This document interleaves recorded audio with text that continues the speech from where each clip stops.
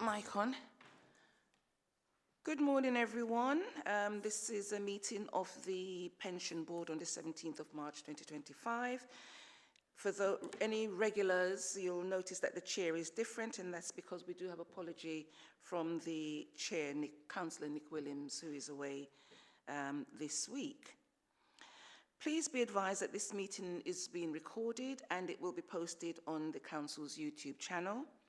Please ensure to switch on your microphone when it's your turn to speak before addressing the board, and please remember to switch it off when you're finished speaking. I've already given apologies for Councillor Nick Williams. There's no other apologies because the rest of us are here. Morning, gentlemen. There's also no urgent business brought to my attention. Is that confirmed? No urgent business, thank you. Declaration of interest. Members, well, which is just myself, and I have no interest to declare. What about you? No interest? No interest, lovely.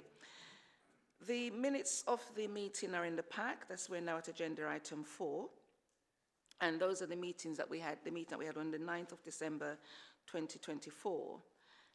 What we're going to do now, that we cannot discuss anything in the minutes, but are we prepared to agree them for accuracy? Agreed. Lovely, thank you very much. And I will sign it right now because it says, actually that reminds me I might have something for licensing to sign as well, isn't it? Lovely, I'll do that before I leave today, thank you. Okay, that's done. That brings us to agenda item 5. And this is the draft business plan for 25-26. And we're here to note the business plan, but who's taking us through that? Is that Officer Kagul? Thank you. Yeah, thank you, Chair. The board is asked to note and comment on the draft business plan for 25-26 as outlined in Appendix A. The business plan provide a board with a strategic tool to outline the work streams for the upcoming year, ensuring it fulfills its role as set out in the term of reference. The final business plan will be presented at the next board meeting once date has been agreed upon. The final business plan will also include an assessment of the 24-25 business plan against its objective. I'm happy to take any comments or questions, or if you like to include any report on the business plan. I'll go to my board colleagues. Anyone? Who's first? Press the mic and then yeah. Nothing to raise from me, thanks. Thank you. Just to ask if there's any special highlights you wanted to make about anything that's particular to this plan as opposed to the last one? Or? Yeah, no, thank you. The only thing I think I would like to mention is the risk register. So we'll try to update the risk register framework and process. It's been quite a while since we had a refresh of the risk register, so we've included that in the business plan. And also as well, I think the ESG for managers, which we have at every meeting, is quite important now given the current environment. So again, this will be the second year some of the managers will be coming along to this, so it's a great time to compare what it did in the previous year.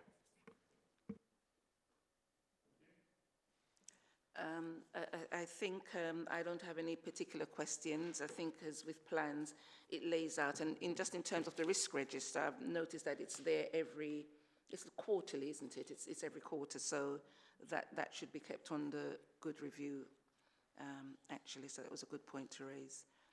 So if there are no more questions, are members happy to note this draft business plan for 25-26? Yep, happy. Thank you. Thank you. So that's noted. Thank you, Officer. That brings us to agenda item 6, which is the fund strategies, statements and reports. And once again, it's another report for noting. And Officer Gokul, if I'll pronounce your name correctly this time, will brief us on that. Thank you.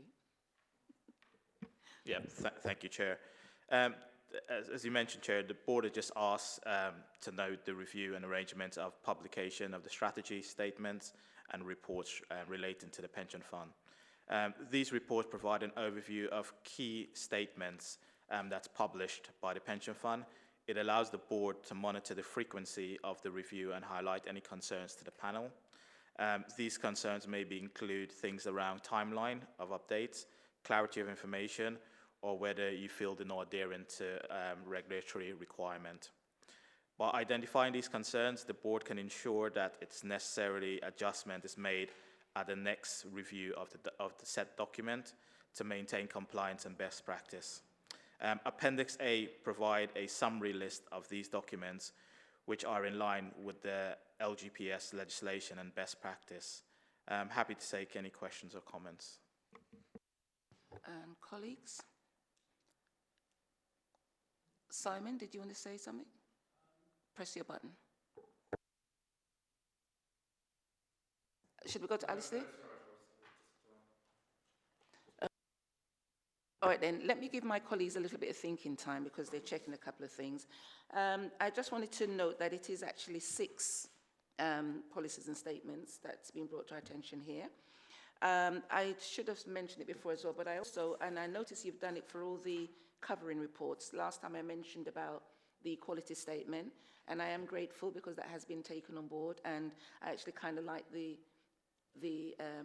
option that you chose to put, which is to acknowledge the fact that both here at the board and at the panel, it's open to the public. I was at the panel meeting just before this, and there were 5 members of the public here, and some of them were allowed to ask questions. And so that does take into account some of the openness and diversity issues that I wanted to raise. Sometimes when we're dealing with finances, it's assumed that there isn't an equality issue, but really when we're deciding on how money is spent or distributed and so on, it really is also at that stage an equality issue. So I am grateful for that and wanted to acknowledge that officers immediately took on board my suggestion, and they've done it for all the reports that I've seen, which is great. Now, does that give you a little bit of time? Anyone to come back with any questions? Yeah, Anne-Marie, there's, in terms of noting the strategy statements and reports, there's an awful lot about our view and how we respond to climate change, etc. But there's very little about our attitude towards the arms industry and engagement with companies in that area. And I think that's something that we could look at in the future as to what we may want to do in terms of a future strategy in that area. Okay. Yes, would you like to come back on? Yeah. Yeah, thank you. Yeah, we definitely can look how we can build that in, and how does that frame into a responsible investment policy as well. So as part of trend evaluation, we'll be reviewing those items, so we can bring that comment in. Yeah. Okay. Thanks, Julian. Could I just follow up on that? I mean, it's stating the obvious, but with the vast increase in defence funding and the kind of the changes that are taking place politically, that's liable to become a much more kind of critical area, isn't it? Because a lot of the money will be going, a lot of new money will be going into the arms industry. So it could lead us to some difficult decisions. Yeah, we'll need to navigate that one quite carefully. You know, some of your investments will exclude, some of your funds will exclude investments in arms companies because they make controversial weapons. But you know, looking to the future, there might be increased spending in that area. So yeah, it's different views, different opinions. We'll need to navigate that over the next few months. Could I just make, sorry, one more point? Yes. I'm not sure whether I should have made it under the business plan, but it's really about the role of the pension board, and I think we've discussed before a bit about the fact that certainly for the newer members, like myself and Anne-Marie, sometimes I think it's difficult to see what our distinct role is. I mean, I know what the distinct role is in theory, you know, supporting you, oversight, but I just wondering if we could have a bit of sort of specific tasks or nature of what we want to do. Yes, I think that's a fair question.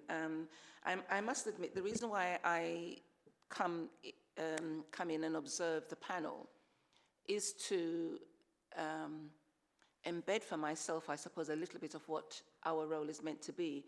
We're sort of meant to be the critical friend, if I understand it correctly, to the panel.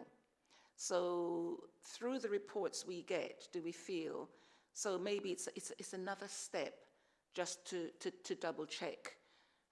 So personally, I think it's almost crucial that we sit in and observe the panel.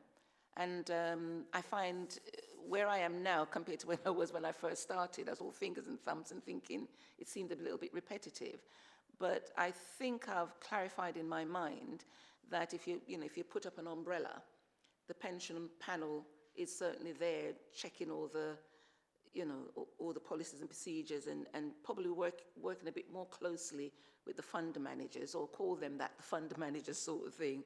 And we are a little bit of checks and balances.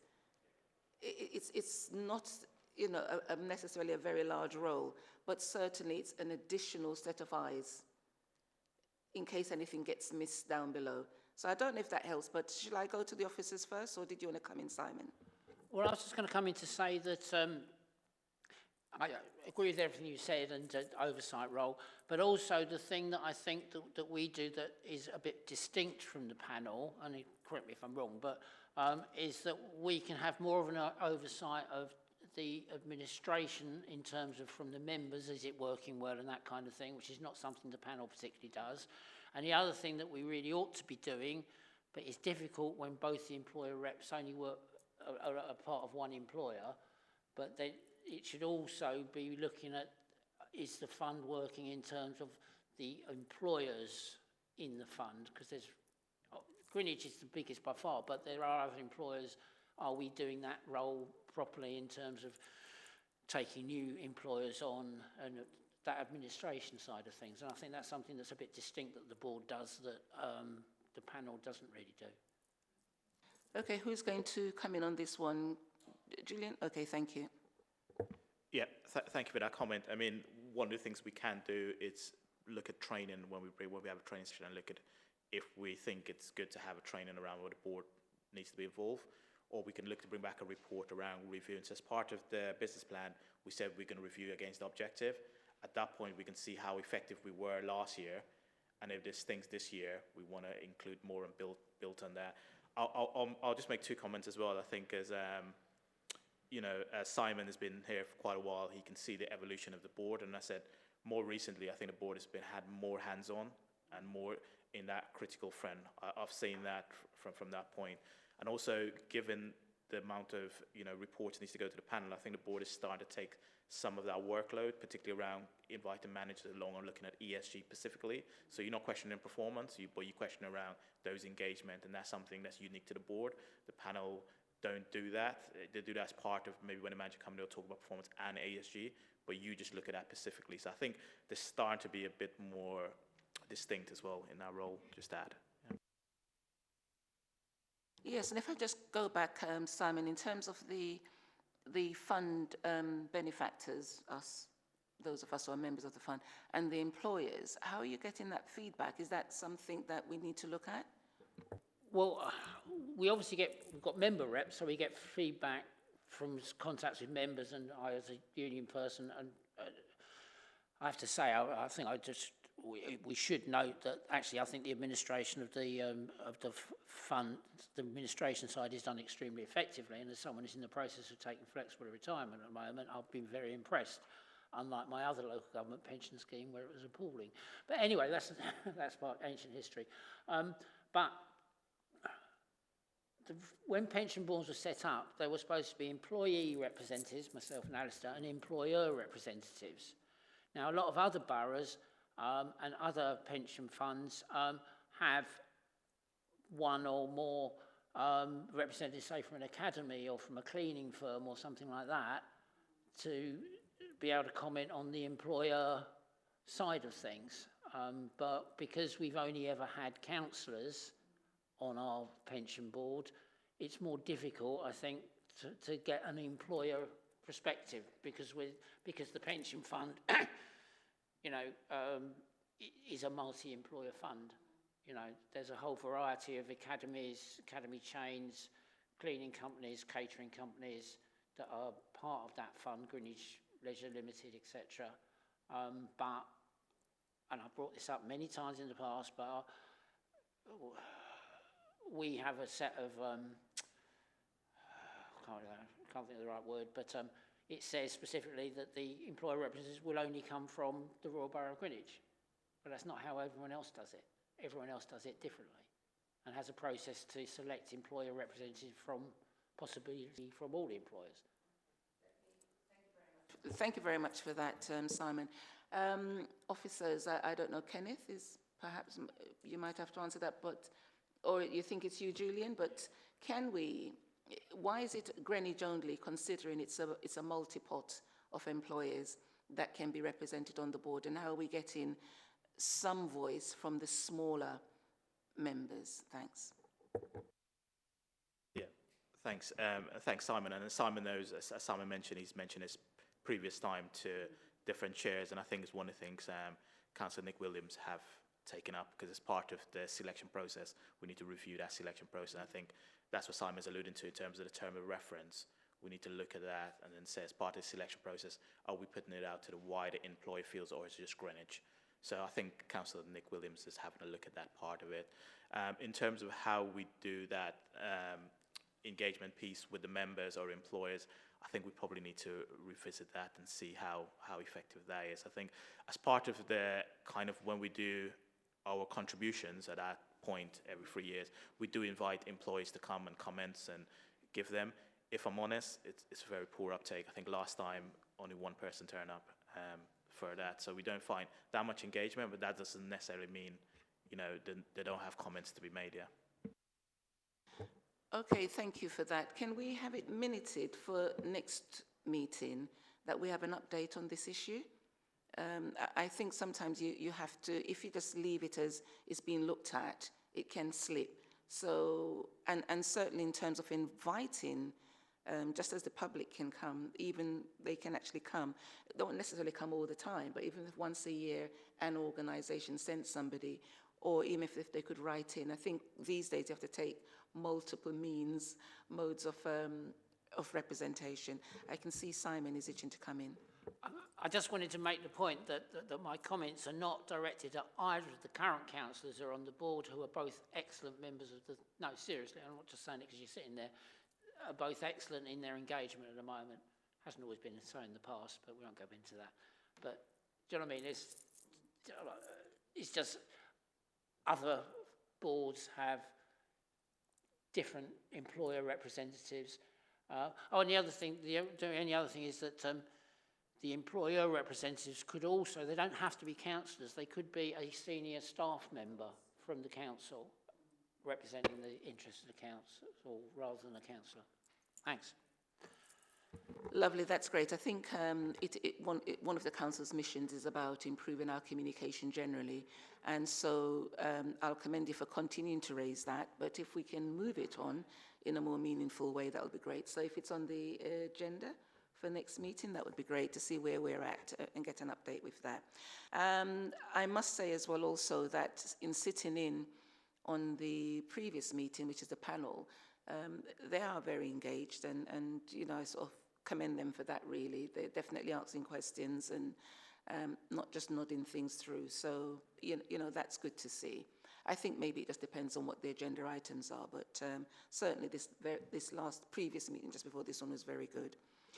Okay, any more issues on these policies and statements and so on that we've been brought to our attention? They're there. They're meant to be operational documents. It's not for us to put to mind. It's what they'll be working to. So we just need to be aware that those are the procedures should we need to refer to them in the future. We're in agreement? Yeah, no problem. Lovely.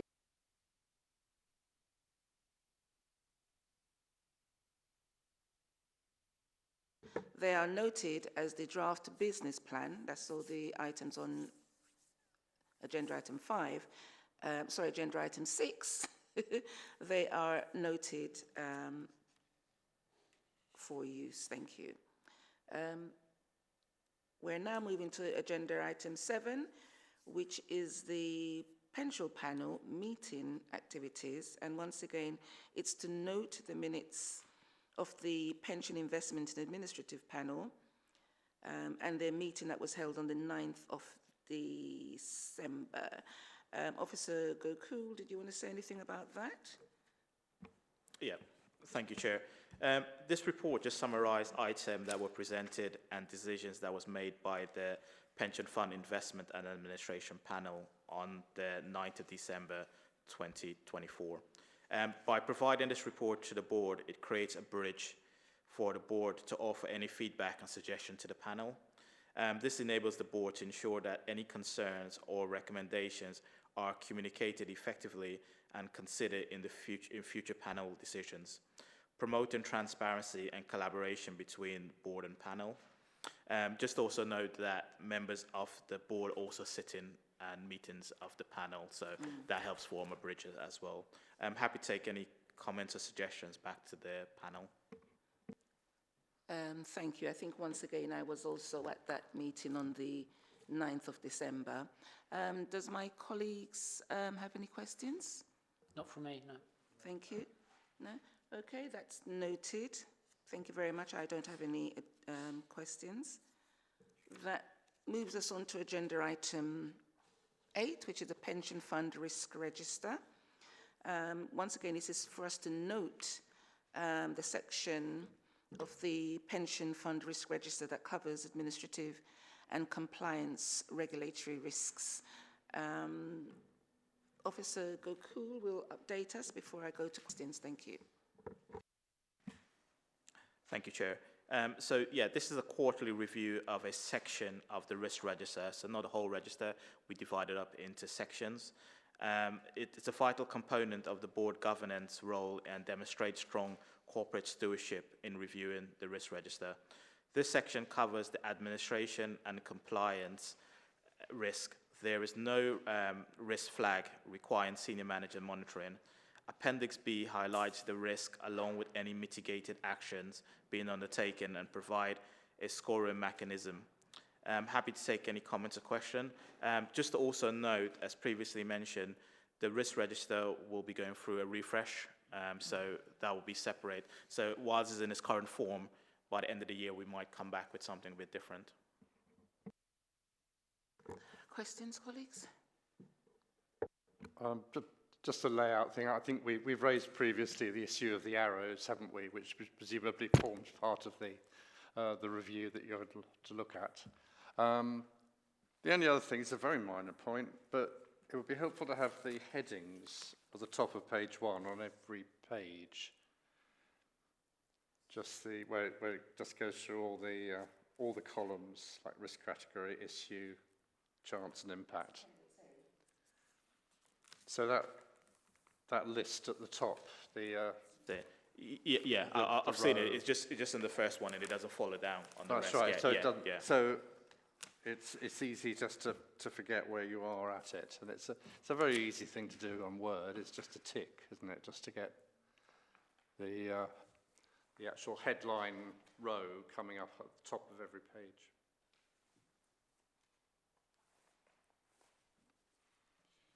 Is that it? Any other issues? Nothing? That's it, yeah. I once again was at the panel, and I wasn't sure if it was going to be amended in this form or whether it's going to be left because it's going to be reviewed anyway. But I know the public were sort of concerned about whether some of the current international issues were adequately represented in terms of risks. Yeah, so the risk register is a live document, and given those concerns around tariff was specifically mentioned, we've got, not in this section of the report, but in the overall risk register, there's a section on systematic risk. So we will go back and have a look at review of that, and Kenny has commented on that, so we'll see what our risk looks like and how do we address any mitigating factors that we can, given it's external. Yeah. Okay, and yes, whether I should sort of say it, but you know, the US factor, don't want to mention anybody's name, that as well, because I assume the people are probably a little bit jumpy at the moment, so it's a potential threat. How do we try and make it into an opportunity sort of thing when it comes to pensions and investments. But I can assure everybody's a little bit uncertain at the moment.